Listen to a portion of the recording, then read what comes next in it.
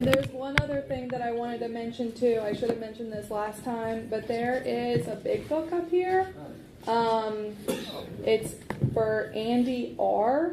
I know a lot of Andys, so I'm not sure if I know an Andy R. So if anybody is Andy R. or knows Andy R., this is his big book. So just let me know. We have AA literature available in the foyer. Excuse me. We also have big books, 12 and 12s, and other AA books for sale. If you are in need of a book, please see me after the meeting. So now, for the good part, the lady who I asked to speak tonight, she is one of my very best friends. I don't know where I would be without her. I really don't. I feel like I said this not too long ago when I was giving out her chip. And she's just an amazing person. You know, it's really cool when you get to come in and you get to start changing your own life, but I feel like it's even cooler when you get to see other people changing theirs and to see where they started and to see where they are now, as long as they stick with the program. You know, and as long as they keep doing the next right thing and not taking a drink one day at a time. And this woman has done that. And she's struggled, but she's made it, you know. And so many good things have happened in her life, not just on the outside, but also on the inside. She's a beautiful person on the inside and the outside. And she's been an amazing friend to me. God knows I have a lot of struggles and I need a lot of help. And so she's one of the many that's always there for me no matter what.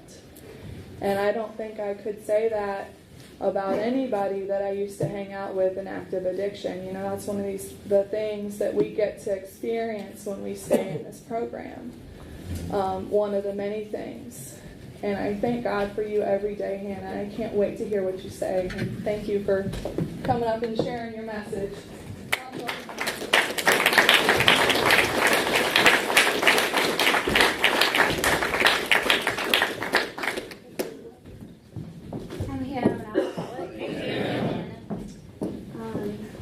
I'm going to start with this because I always forget it. My sobriety date is February 6th of 2015.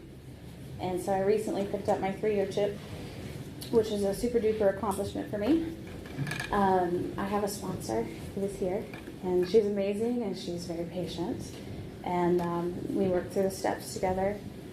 And can you hear me? Yeah. Okay. So, I was really nervous because I haven't spoke in it's like a year and a half, a little bit over. And the last time I spoke, I was here, and I was talking about how I was nervous, and I think that's why. But speaking keeps me humble, and it keeps me honest, and I feel like this is definitely what I need to be doing right now. So I will begin. I also want to begin by saying that, so I've been doing a lot of praying today because my nerves are so torn up. And I've just been praying that God speaks through me. And something that I say all the time is that I feel like, because every day, okay, so I'm a substance abuse counselor. And every day that I go to work, I pray the same thing, that God uses me as a vessel. And so that God can touch other people through me, and that is a privilege. And I hope that at least one person can identify with my story. So I'm hoping that what comes out of my mouth is what God's putting in my mouth, and that I just sort of calm down and everything just takes it from there. But I will start at the beginning. So I was born in Richmond County, and I lived there for 3 years. My family still lives there, so I do find myself down that way. We moved back when I was younger. I'm just going to kind of touch up on my childhood. I wouldn't say I had a really good childhood, but I had some negative things that came out of it that I think impacted me as a person, and it impacted me as an addict, and then I grew from it in sobriety. And a lot of what I went through as a child, I never was honest about, even with myself, until I came into recovery. And one of the many gifts of this program is it's healed me from every direction, not only with just struggling with addiction, but everything else that I've ever struggled with. I feel like I've grown so much, and that I can apply the steps to any aspect of my life or any problem that I've ever gone through. So growing up, I really did have a good childhood. My father was not in the picture from the beginning. He worked for the railroad, and then my parents had a divorce. I don't have a relationship with my biological father. As far as that part goes of my family, my relationship as far as seeing my father when I was a child was a little bit off and on. He got remarried and had a family of his own, and he sort of just keeps that side of the street. When I was younger, I did get to see my siblings, and I did have a relationship with them when I was younger, but now they don't really know me, and they don't remember me the way that I remembered them because they were so young when I used to take care of them. My stepmother was abusive. I do not have any resentment over my stepmother or my father because of the program, so I can say this with no pain, but she was abusive. It took a long time for me to wrap my head around why somebody could do to a child what she would do, which was poison my food, put me in a closet, and force me to drink medications.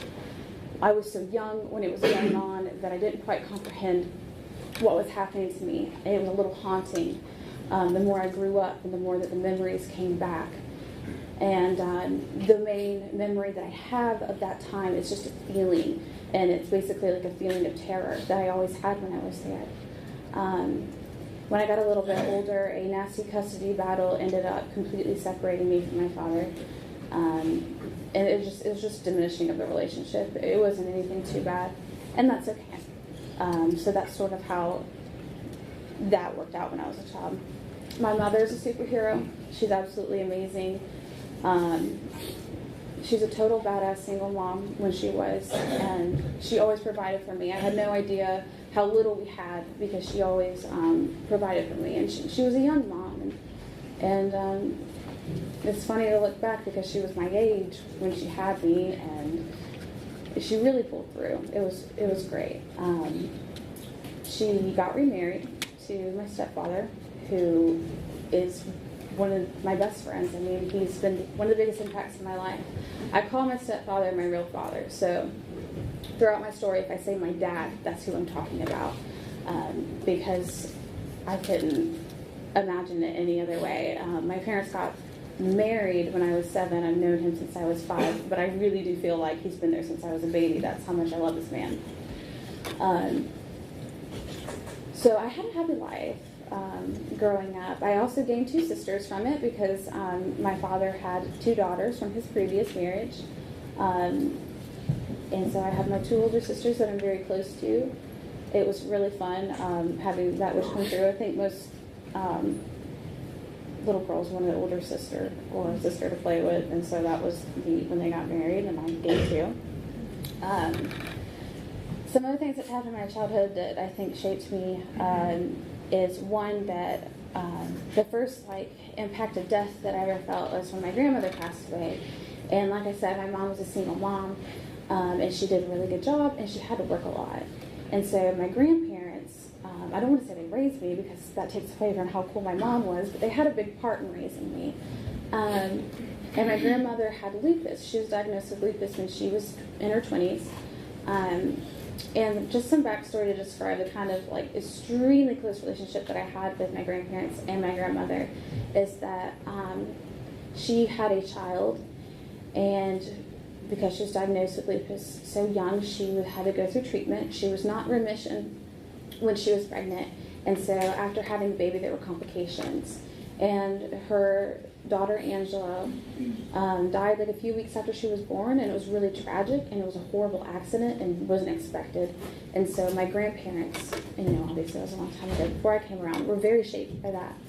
And they had, every house they moved into, they had a room that was sort of dedicated to Angela, and it had baby stuff in it. And so when I was born, that became Hannah's room, and they loved me like I was their daughter. We were very, very close.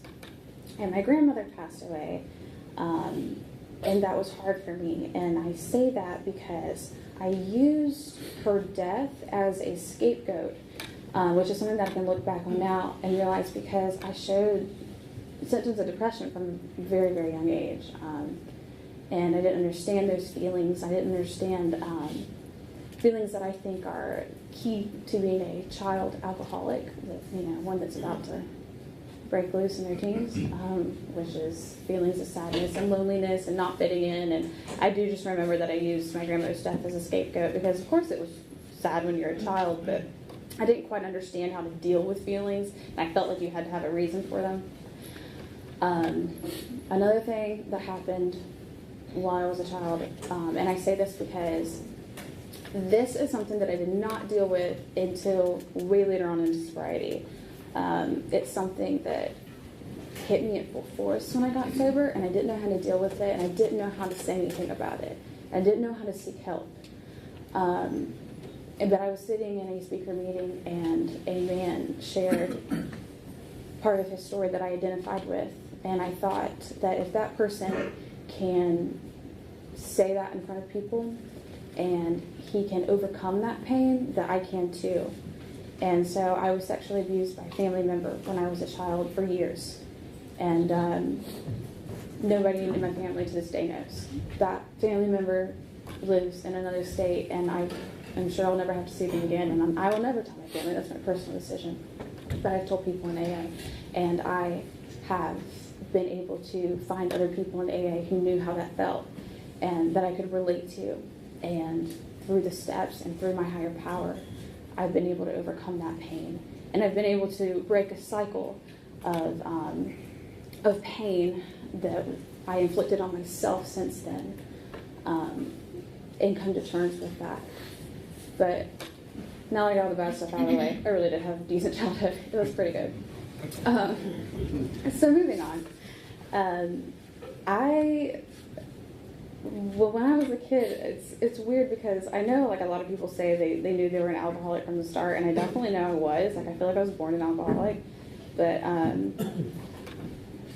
my mom said I was a really like easygoing kid, and I was super shy. I just sort of kept to myself. I was quiet.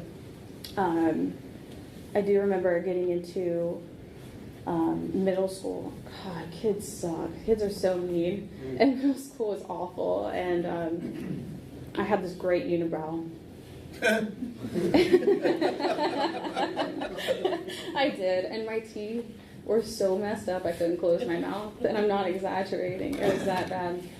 I went through puberty really early, so my face looked like a pizza, and I didn't know how to flat iron my hair, and I rocked a middle part, so I got picked on a lot. And like on top of it, and I am still kind of now like the most socially awkward person, so I was a prime target for the mean kids.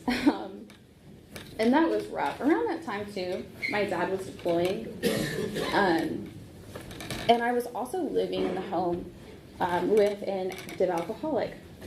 And I don't want to talk about that too much because that's not my story, that's that person's story, and this person is an amazing person, and they have overcome that in their own way. But that did impact me. I don't want to dwell on it because it's really hard for me to talk about, but I will say I do go to Al-Anon. So I deal with that issue separately. But I was living with an active alcoholic. I was living with somebody who by day was my superhero, and then by night was a monster, a completely different person. And I'm not trying to say that and bash the person, but as a child to see that flip flop, that was pretty scary, and it was sad.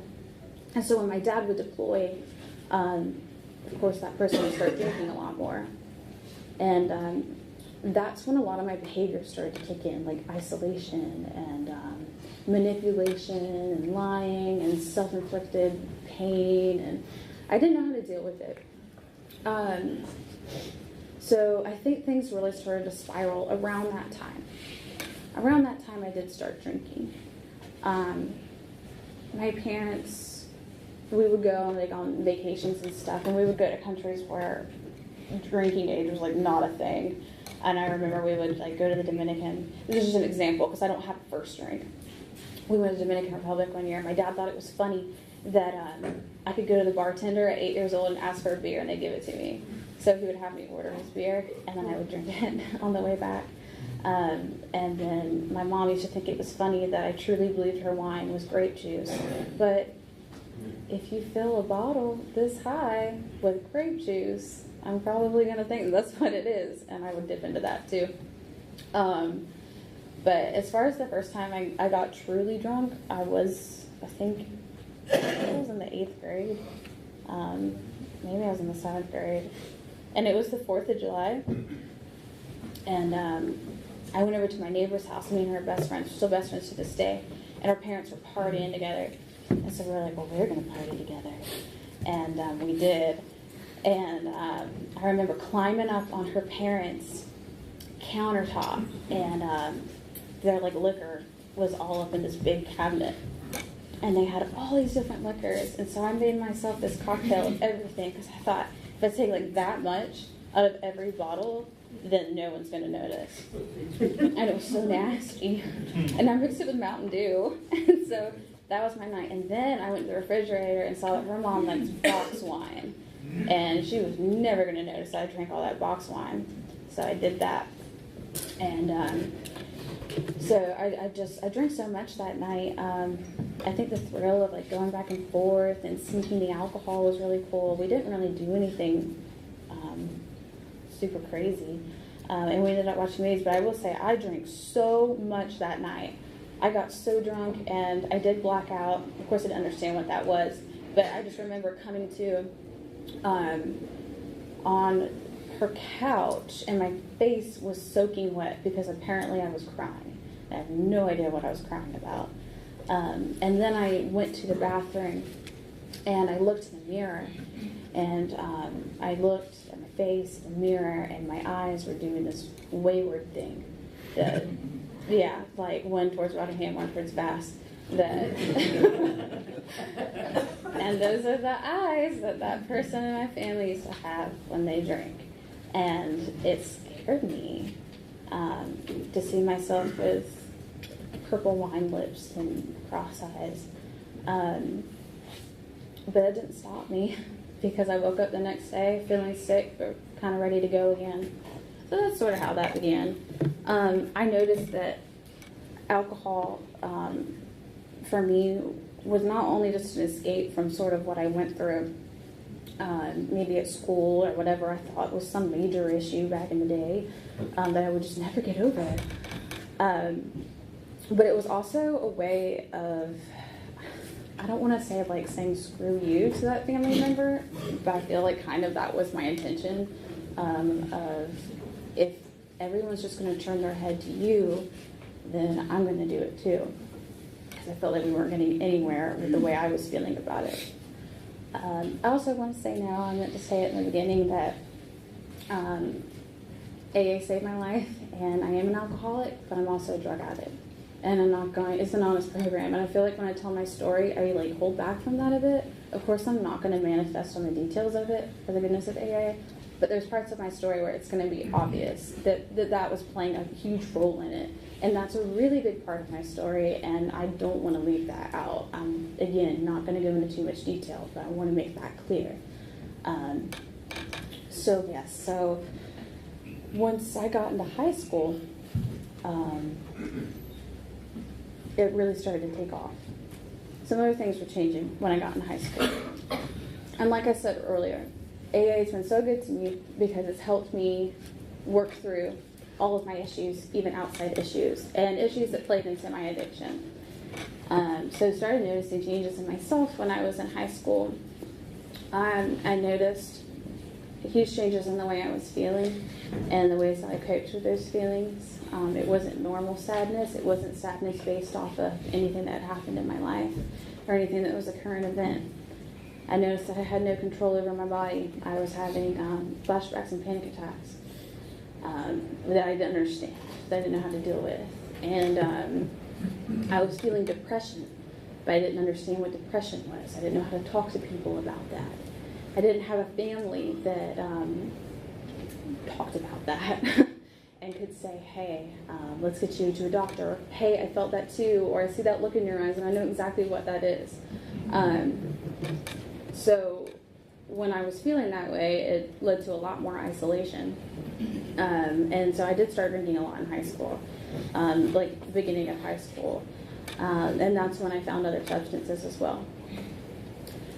So it took off so fast. I felt like I was a functioning user, and I was. I really do believe I was for a long time, because I did keep up my grades for the most part, and I kept up curricular activities. Like I loved ballet. I actually did it a little bit in sobriety as well, because it was good exercise. How I managed to do that, I still don't quite know to this day. Like to get up on my toes while I'm intoxicated and not break my ankle, but I did it sometimes. So, like I said, I felt like I was functioning. I also had a group of really good friends. My mother was also like well known in the community, and so was my dad. My mom owns her own business, so I've had this like instilled thing in my mind that everybody talks about you, so you have to put on a good show for everyone, and that's just sort of how I like lived my life, because I didn't want anybody to know. I think we all kind of like that though, but especially with my family. Like, God forbid you talk about anything in public that's not good, that somebody could judge you for. So when I was in high school, I started feeling those kinds of feelings. It started progressing. I went through periods of time where I couldn't sleep, and I couldn't sleep at all. And so I started drinking myself to sleep every night. And that's where my binge drinking came in. That's where it quickly became, instead of like, oh, when I'm out with friends or whenever I get the chance to, it turned into like, I'm doing this in isolation alone. So I started drinking myself to sleep every night. I started mixing other things with that cocktail, just to try to do anything to help regulate my sleep patterns, which wasn't working.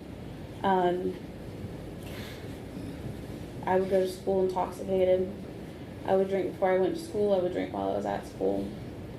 And that's when it finally progressed to an everyday thing. At that point, things were starting to get out of control. I ended up finally having to go to the hospital because I went on a huge alcohol and drug binge. And I was awake for 10 days, and it was not due to that. It was due to the fact that I had an undiagnosed mental disorder. I'm bipolar, which is completely taken care of now, which is great. But going undiagnosed, not taking any medicine, and then drinking and doing all of the things on top of that is not going to make you feel good. So when I went through that spell, I had stayed awake for 10 days. I could not sleep, and I was in full-on mania. I ended up running away. I did that a lot. I ended up running away, and an officer found me not too far from my high school and brought me back to school. And that's when I was admitted into the hospital, and when I was finally diagnosed, and then I went down that road. But that was a good thing, because at least we had some sort of idea. That was also a good thing for my family, because then they were finally faced with the fact that, hey, something's wrong with your kid. You can't deny it anymore. Let's do something about it. But that ended up being a totally, completely separate road of struggle that I went down. I don't want to spend too much time on the bad stuff, because I definitely qualify to be here, because God's blessed me with so many amazing things that I really want to talk about. And I've learned so many lessons in recovery. But I'll tell you some things about, I guess, kind of the person I was, because it's interesting for me now to look back and see how I've changed that. When I do look back, I see a completely different person. I look back and I don't understand why I did the things I did. I don't understand how I did it, how I even made it through some of it, because things started progressing so fast for me that before I knew it, I was doing things I said I'd never do, and then I was doing things that I never imagined I'd ever have to do. And so I started drinking every day. I started drinking at school. I overdosed at school. The secret was getting out at this point, and that's when I just started going MIA. I look back now and I miss so many holidays. One Mother's Day, I had no idea it was Mother's Day. I woke up in a drug house, and I didn't know where I was or who I was with, and I definitely didn't know what day it was. And that's just where it kind of led me. When you're a young girl in active addiction, that is no place for a young girl to be. And I endured a lot of pain and abuse that I would never wish on my worst enemies. And I witnessed a lot of things that were sort of hard to unsee. Things got really painful around that time. I also was really ignorant too. I was so ignorant. Like, I was so naive about the people that I was around, the people that I was associating with. And I can say now that they're dead from this disease.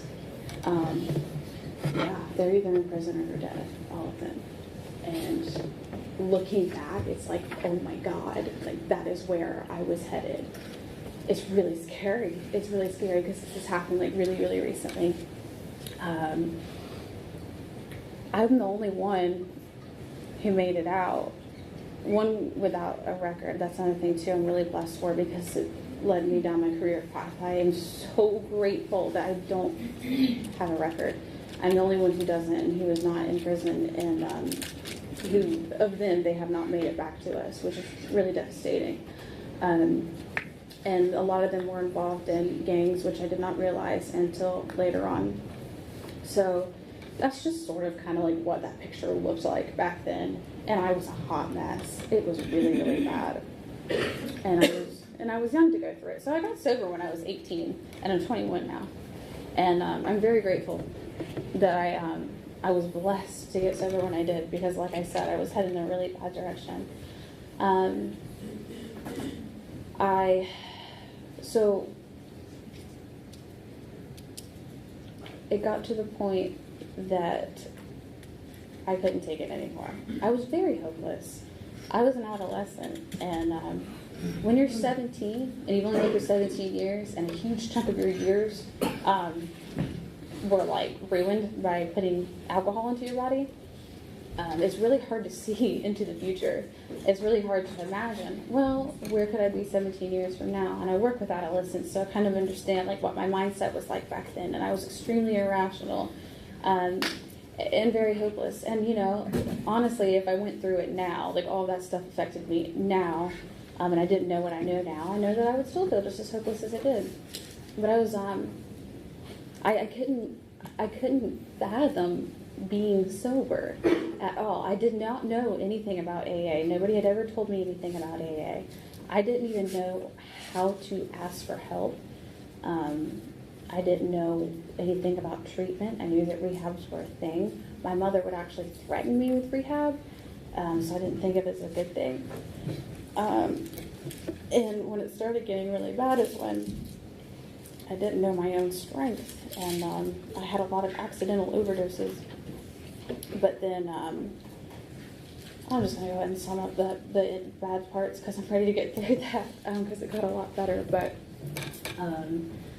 so towards the end of all that, I had one last week of a binge, and I had made my plan. I can't do this anymore, because I was absolutely miserable. And it got to the point where all I thought about was dying, because I couldn't handle it. I couldn't see anything else. I could not see past that. And that was the most selfish decision I have ever made. And I do regret that. That is the one thing from my past I regret. And I've done a lot of really bad stuff. But I don't regret those things because I learned from them. And then, yes, I learned from this, but I regret it because of the way I hurt my family. But I had decided that I couldn't do this anymore. And that I didn't want to live anymore. So I went to the beach with my sister, and I had one last binge. I enjoyed spending that time with my sister, and I had my mind made up. So when I got back from the beach, my parents had left. I kind of spent the day just sort of chill, and then my parents left for a period of time, and I went into their closet where they kept a safe, and in the safe was a gun and medication. And they actually left it unlocked. And my mom felt terrible because it was the one day she left the safe unlocked. And so I took all of the medicine in the medicine cabinet. I took a lot of stuff, but mainly I took an entire bottle of sleeping pills and an entire bottle of like generic Adderall. So my heart was like, what? That was a weird counteraction. So yeah, I mean, it was really, really bad. And my parents found me, and they took me to the hospital.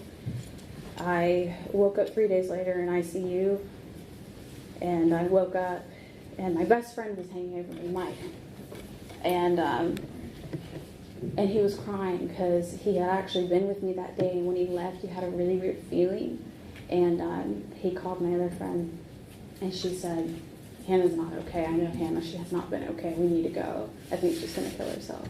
And then they went there, and they saw everything. The pill bottles on the floor, everything turned over. He found my note, all of that. And so he went immediately to the hospital. So I was in ICU for 3 days. And then when I woke up, I was in so much pain, like the worst pain I've ever been in my life. And I just kept saying, like, my body hurts, why does my body hurt? And I was telling the doctor, I said, just take my skin off. My skin hurts, I need you to take it off.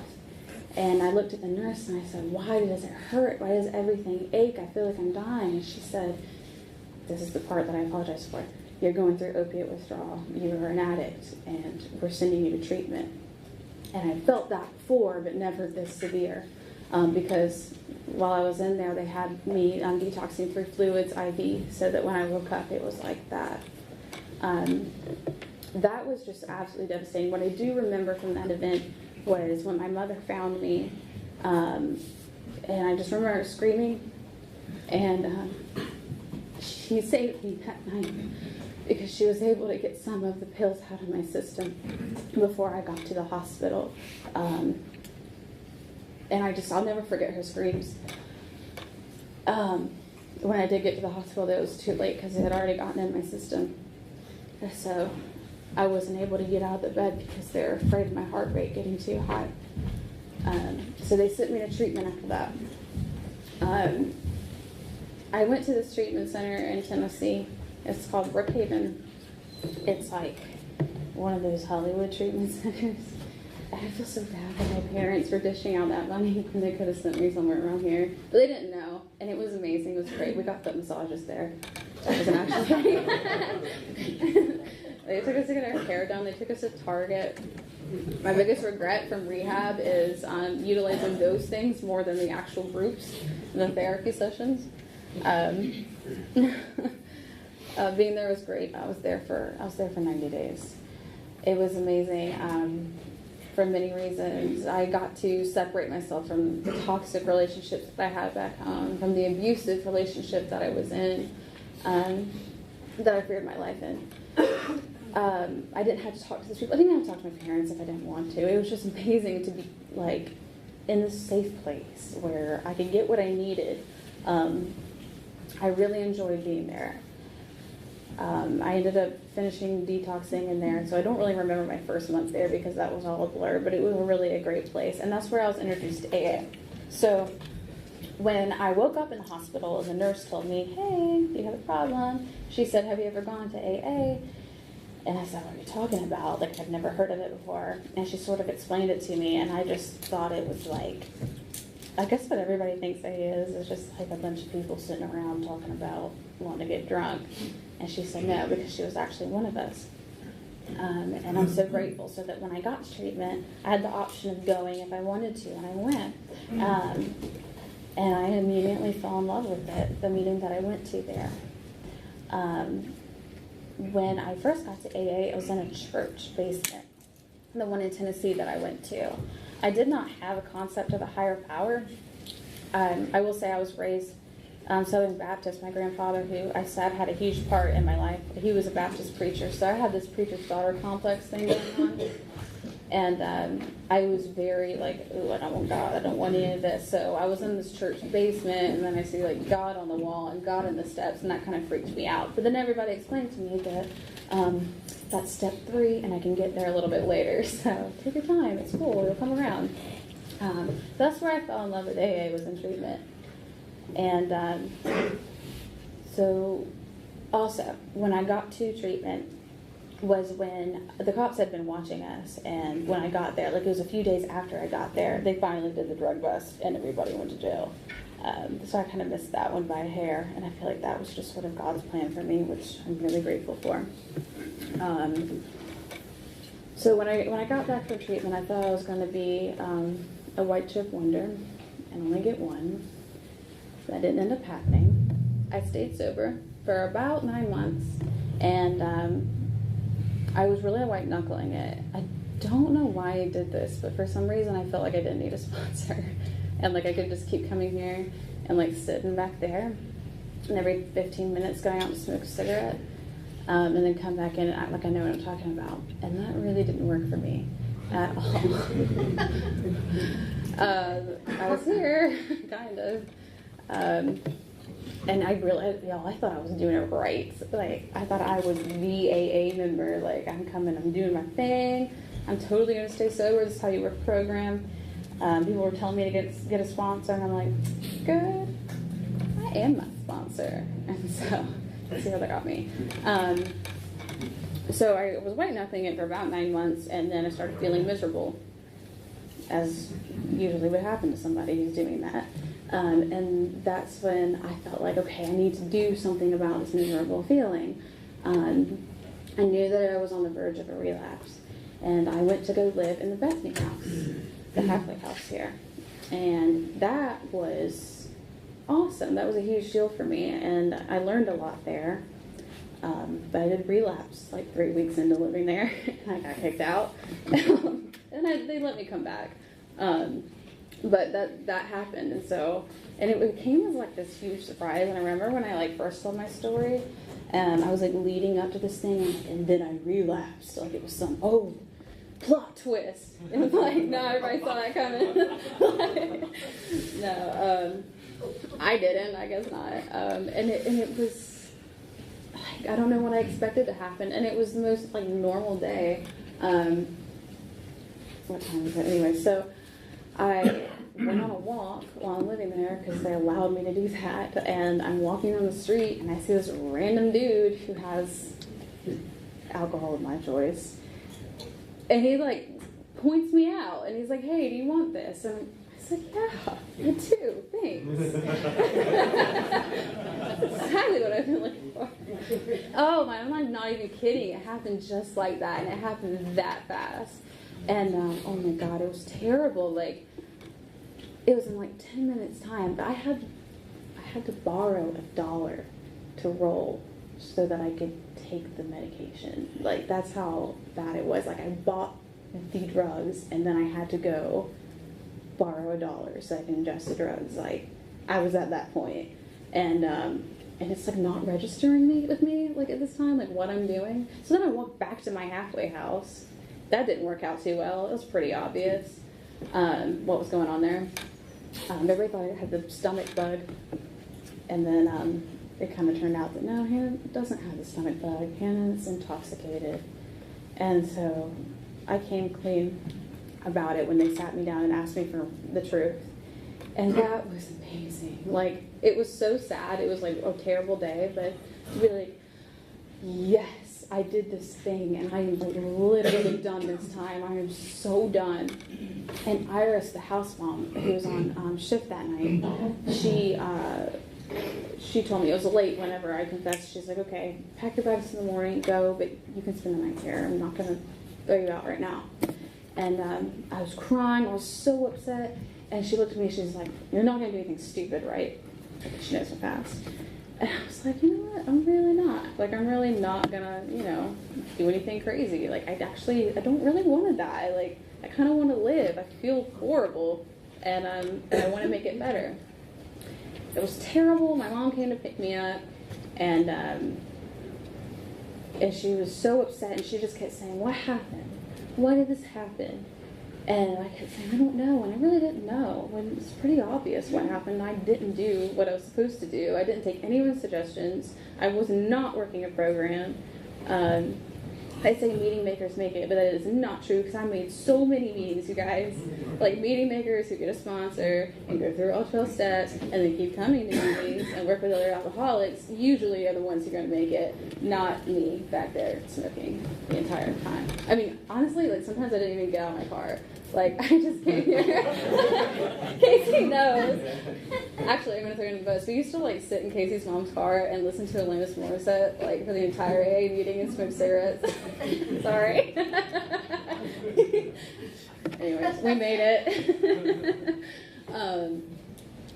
So that's what it was, and I had that revelation, and I decided to get it together. So I came to a women's meeting. I told a woman that I need a sponsor. She gave me a suggestion. I got a sponsor, and I called her. And my sponsors had so much patience with me. So now I want to get into the good stuff. I hope it sounds like I qualify to be here because I just don't want to talk about the bad. But anyways, so the beginning of sobriety just sucked so bad because I started feeling everything all at once. But I love that now. Like, sometimes I have this like come at me attitude with life because I am just amazed at the strength that God can give me when life throws things at me. And so whenever I have a trial, and then I can look back at it and like see how I overcame that and know that that would have definitely made me drink maybe a month into sobriety. And it definitely would have made me drink if I didn't have one God in my life and also if I was still in active addiction. So it was really empowering when bad things come my way in recovery because I can get over it and get through it and then look back on it. And I'm like, wow, that's really powerful that this program can do that for me. So feeling things. I didn't want to feel things, obviously. That's why I drank. And so when I started feeling all these things for the first time coming in the rooms, I mean, I came in here with so much baggage and just threw it all over the floor.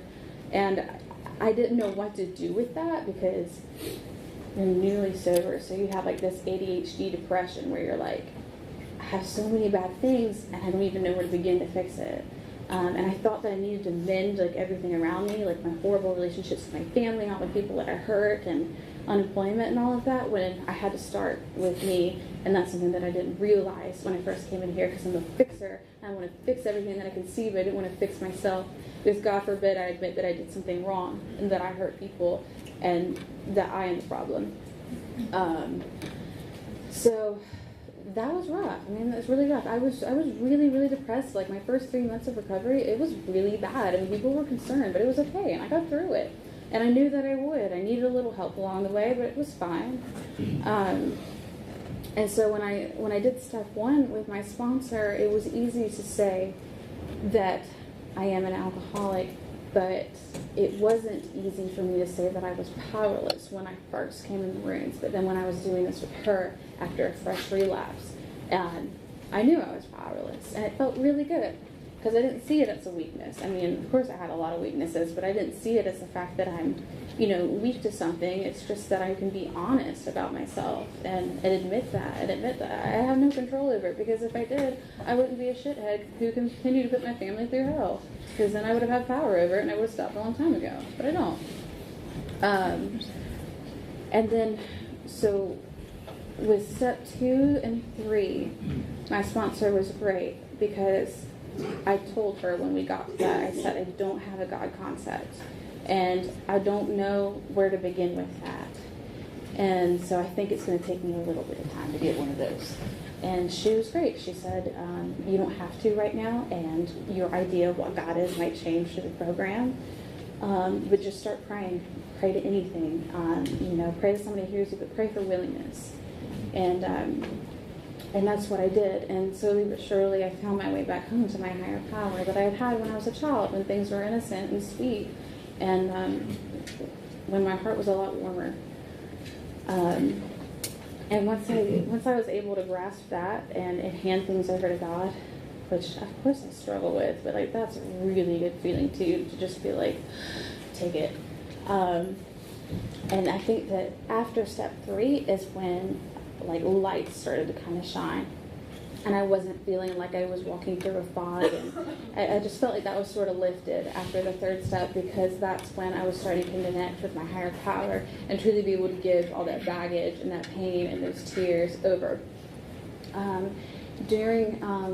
Around these steps too is when I started to have a lot of those emotions from my childhood come back, and I finally was able to get honest about what had happened to me as a child, and I was finally able to open up, and and my sponsor connected me with great women who also could relate with what I was going through.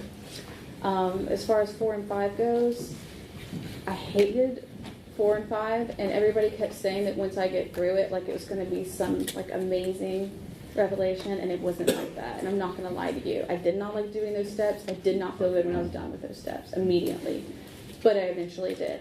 I actually redid my 4th and 5th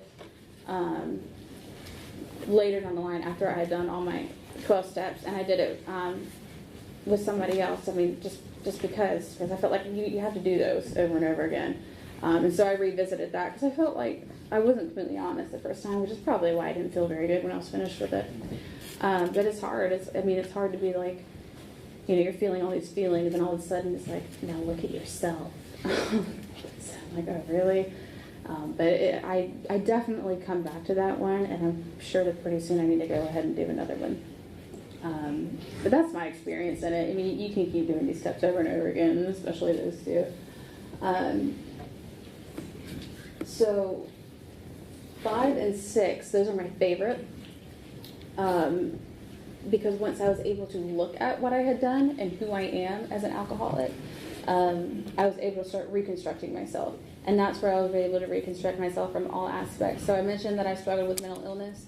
I've had 3 years of sobriety, but I've also had 3 years of absolutely no symptoms of my bipolar disorder, and I owe this to the program. That is not because of medicine. That is not because of me. That is only because of God, and because God gives me the strength to continuously work a program and apply it to every aspect of my life.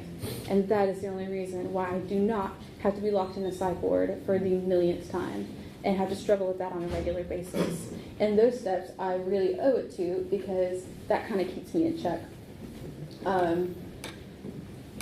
And so 7, 8, and 9, that was fun for me. But as far as the amends process goes, with my family, actions speak louder than words. So by the time I got around to that, being there for my family, being there on Mother's Day instead of breaking my mother's heart because she doesn't know where I am and if I'm alive, that was, I'm sorry enough. Of course, I've said it a million times to them. And being able to dedicate myself to them and be a good daughter, that was amazing. And then I made amends with other people. And sometimes it didn't go well, and I didn't expect it to, and that was okay. I'm going to sit down to inventories. As far as inventory goes, I do not do an inventory at night. I'm not going to go to bed and right before I go to bed think about all the crappy things I did to people and then have to sleep on that. That's just not how I do it. I know some people do it like that. That's okay. I do spot check inventory. If I'm angry enough to say something bad to somebody, which happens because I'm human, then I cool down and I go apologize. Honestly, I get home, I work late shift. By the time I get home, I'm not going to remember who I pissed off, so I have to do it immediately. That's just how I am.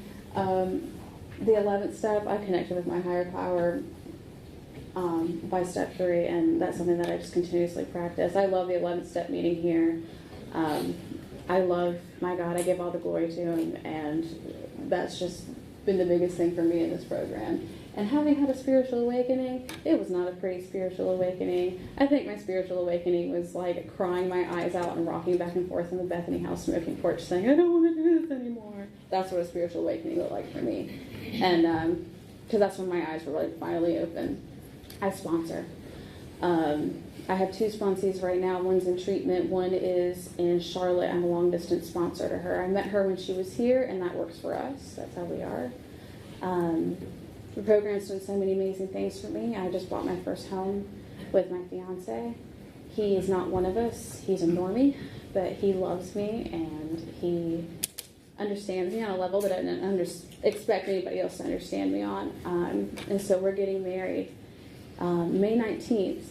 The weekend before that, I'm walking the stage and graduating from college. The weekend after, I'm walking the aisle. And then when I come back, I'm going to the state boards to take my CSAC to become a certified substance abuse counselor. And I've just been given the greatest opportunity to go ahead and head start my career as a substance abuse counselor with adolescents at my dream job. That's just what this program's done for me. It's absolutely amazing that I get to give back to young people what you guys gave to me, and I get to do it as a career. I will say that because of that, I do not sponsor anymore. I have my 2 sponsees who are doing great, and I love them, and I can't do anymore. I deal with kids all day, and I truly, like, I don't have the time, and I don't want to commit myself to somebody just to disappoint them and not be the sponsor that I like to be. And so because of that, I kind of keep that to a minimum. But I hate to rush it, and it's definitely time, and I'm sorry, you guys, but thank you for having me, and I'm just so truly blessed because of this program.